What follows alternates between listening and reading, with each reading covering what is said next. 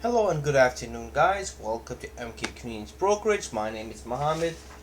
In this video, I want to explain to you what a sample 1099 sample looks like. For those of you who don't know what a 1099 is, this is what you see on the screen. I know it's kind of blurry, but hopefully you'll be able to listen to my voice and what I'm trying to explain to you.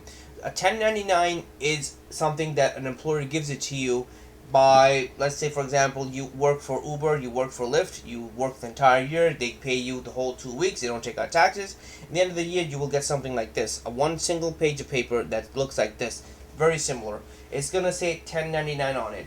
What that means is basically you will be paying taxes at the end of the year.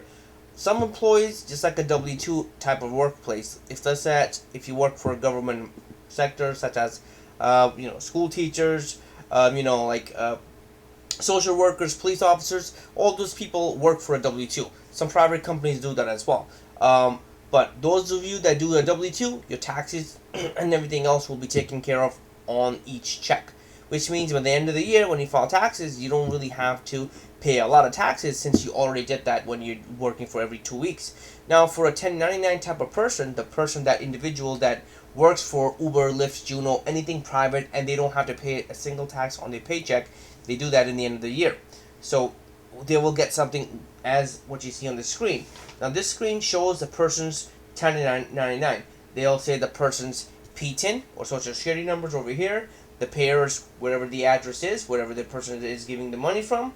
Over here is going to tell them out how much the person that made and what's going on, and obviously other places such as rents, royalties, other income, if the person has another income from the same company, if they're like such and such. So it's a lot of information, but 1099s is used to file for taxes.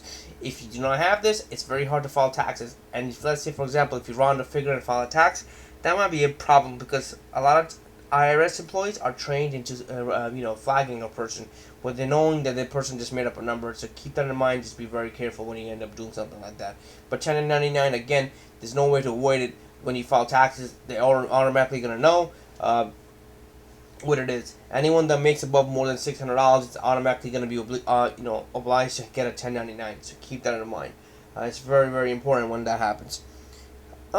With that being said, I just want to show you a sample what a 1099 looks like. This is one of the samples which is already pre-filled. Obviously, if you go online, if you put 1099, you'll see like you have to fill it out. But this is already pre-filled.